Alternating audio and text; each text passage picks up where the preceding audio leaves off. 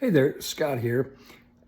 Wanted to take a second and talk about a topic. I'm actually writing a longer blog post about this, but when I meet people, sometimes and you ask them about themselves, sometimes they tell their story chronologically. Well, in the beginning, I was born here, and then I went because our minds, are we kind of roll our eyes back, and our minds kind of access the information in a chronological timeline, right? That isn't the question they just asked you. The question they asked you is, how are you relevant to me, right? And you won't find that answer in the history of your life, okay? You will find it in the problem that you solve that they might be having that you can solve for them.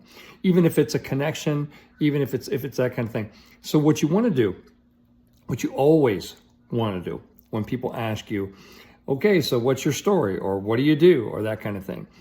Don't talk about yourself. What you want to talk about is the problem, their problem, and hopefully because their brain is saying, is this relevant, or should I be thinking about what I'm going to watch on TV tonight? Is this relevant, or should I be thinking about the million other things that are trying to distract me right now, right? You must understand how the human brain works, and you must be able to make your story work inside that tiny little brain's tiny little attention span, right? That doesn't have time for you, and damn sure doesn't have time to listen to the history of your life. I was talking to somebody this week, and I said, so tell me about you. And like 10 minutes later, I got through the autobiography. But that wasn't my question. My question was, how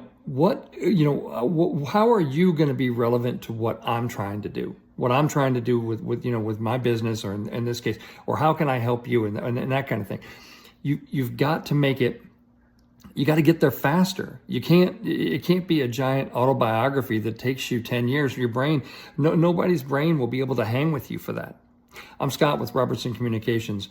May the best brand win.